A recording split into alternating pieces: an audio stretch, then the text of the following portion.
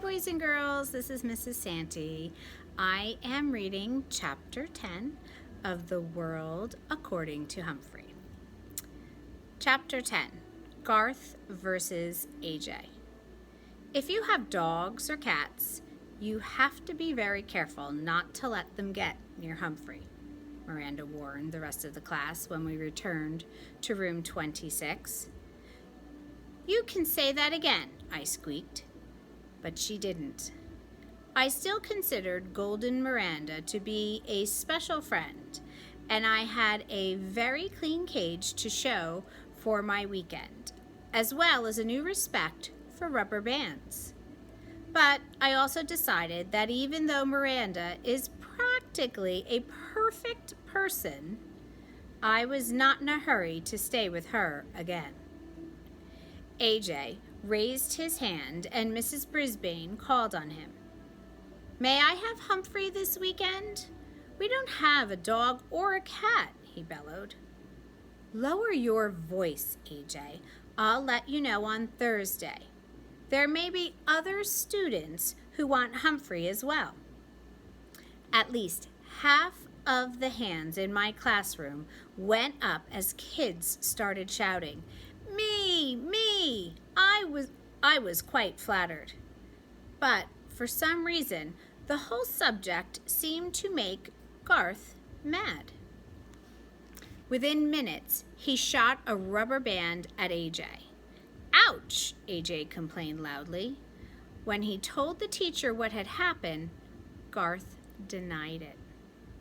Humphrey did it, he said. Gail giggled. Mrs. Brisbane did not. I don't believe a hamster can shoot a rubber band, she said sternly. A lot she knows. The next day, Garth stuck his foot out and tripped Art as he went to sharpen his pencil. I didn't do it. He's just clumsy, Garth protested when Miss Brisbane angrily scolded him. That same day, Garth pushed Gail at morning recess. He spent the afternoon recess inside. Garth Tugwell, you're halfway to Principal Morales' office right now. Mrs. Brisbane sounded really angry. Garth just shrugged his shoulders. On Wednesday, Garth sneaked back into the room while Miss Brisbane went to the office during recess, and he headed straight for my cage. The two of us were all alone in the room. Hello, Rat. Why don't you just run away? Then nobody will take you home on the weekend, he said. He opened my cage door and grabbed me. You'd like your freedom, wouldn't you, Rat? He set me on the floor. My heart was pounding. Thump, thump, thump. Go ahead, Rat, skedaddle. He gave me a little push with his hand. I scampered under the table. I wanted to say something, but for the first time ever, I was scared squeakless. Have fun, he said, and in an instant, he was gone. I was pretty confused. For one thing, I didn't want to run away. I was perfectly happy staying in room 26 and having adventures on the weekend. Where would I go? What would I do? There was no time to waste. I scampered over to the cord that hung down from the blinds and grabbed onto it. Then I started the old swinging routine, back and forth, swinging a little higher each time until I reached the tabletop. Back, forth, back, forth, back, forth. Leap! There wasn't time to think about my queasy stomach as I raced into my cage, slamming the door shut behind me.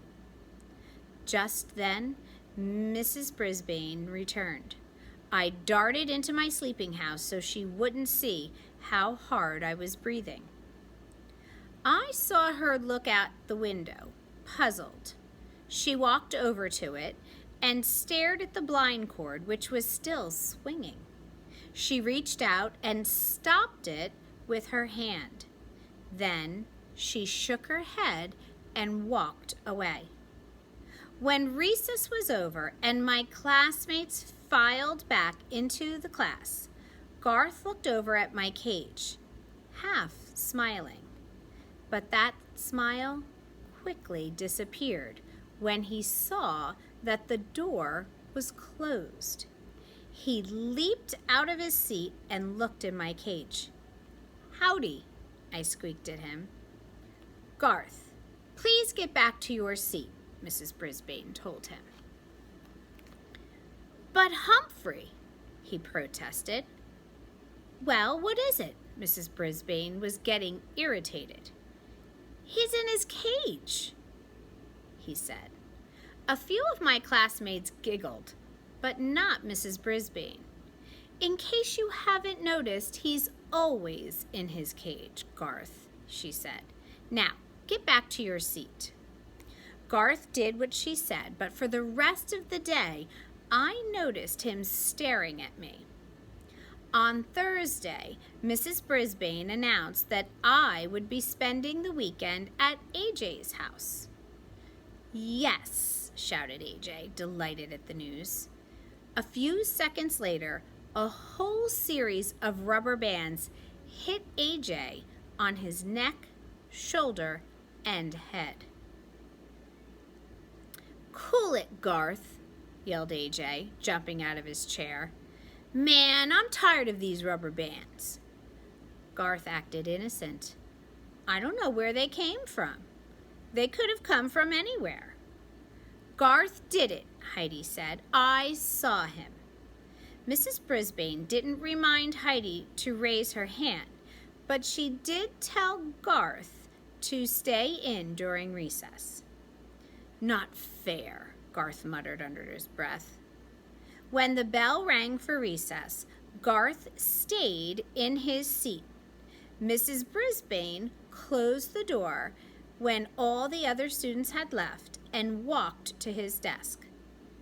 Normally, I would have been napping at this time, but I was wide awake and wondering what that boy had to say. "Garth, you've been acting strangely lately.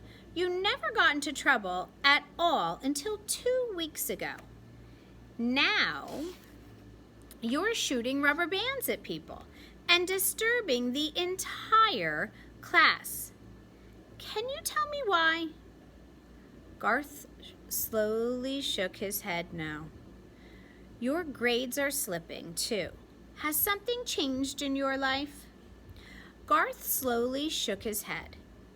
"How about at home? Is anything wrong?" Garth didn't shake his head. He didn't move a muscle. "Should I talk to your parents about your behavior, Garth?" Garth's face got very red. "No," he said with a choking sound. Mrs. Brisbane moved closer and put her hand on Garth's shoulder. "Tell me what's wrong." "My mom's sick," he said. "Real sick." Tears ran down his cheeks.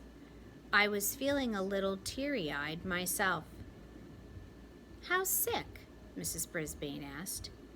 "She lost all this weight and she was in and out of the hospital, and now she's just tired all the time and—" Garth didn't try to finish his sentence. Garth wiped away the tears with the tissue Mrs. Brisbane handed him. "That's why I can't take Humphrey home. My dad says we can't let anything bother Mom.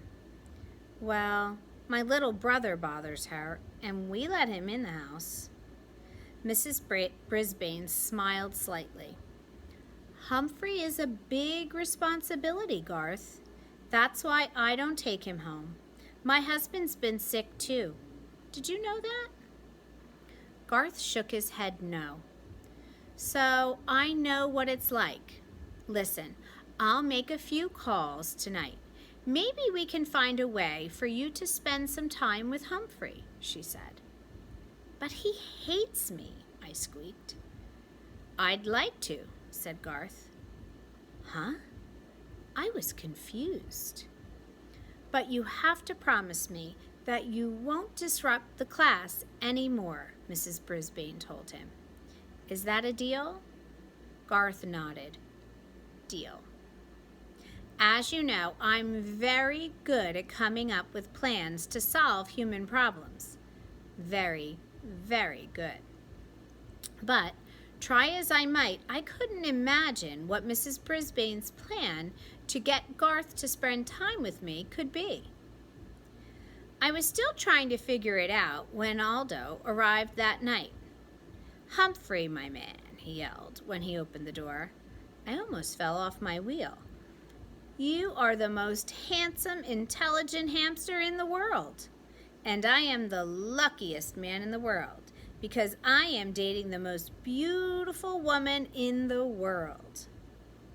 Aldo swept his way toward my cage, then lowered his voice. But don't tell anybody I said so. Not yet. After all, Maria and I have only been out 3 times. But, what times we've had. He pulled up a chair and sat very close to me. And it's all thanks to the Moonlighters Club and that clipping over there. He pointed toward the spot where the overhead projector had once stood. And you. I know you had something to do with it. I just can't figure out what. Anyway, don't tell anybody. But someday, I'm going to marry Maria. And when I do, I want you to be my best man. Or my best hamster, I guess. I really mean it. If you were a guy, I'd buy you a burger. He reached in his pocket and pulled out a little piece of foil. Instead, I got you this. He unwrapped a piece of carrot and put it in my cage. Thank you, Aldo, I squeaked. I wish you lots of happiness. I knew you'd be happy for me, Humphrey. Aldo smiled and then jumped up. Woo-hoo! I've got so much energy I can clean this room in half the time. I could climb a mountain and not even get tired. I could conquer the world. He leaned forward and grinned through his glorious mustache. Ain't love grand? If you say so, I replied. I'd never seen anyone so happy before. The only thing that would make me happy would be if Miss Mac came back. She's not coming back. And I'm still stuck with Mrs. Brisbane, and she's stuck with me. Say, what did she mean when she said she doesn't take me home because her husband's sick? Did she mean she would take me home if her husband wasn't sick? I thought about it all night and came up with this answer. No, no, no. She doesn't take me home because she doesn't like me. Maybe I'm lucky after all. Tip 10. Hamsters are incredible acrobats and climbers. They seem to defy laws of gravity. Guide to the Care and Feeding of Hamsters, Dr. Harvey H. Hammer. Enjoy the rest of the book. Bye.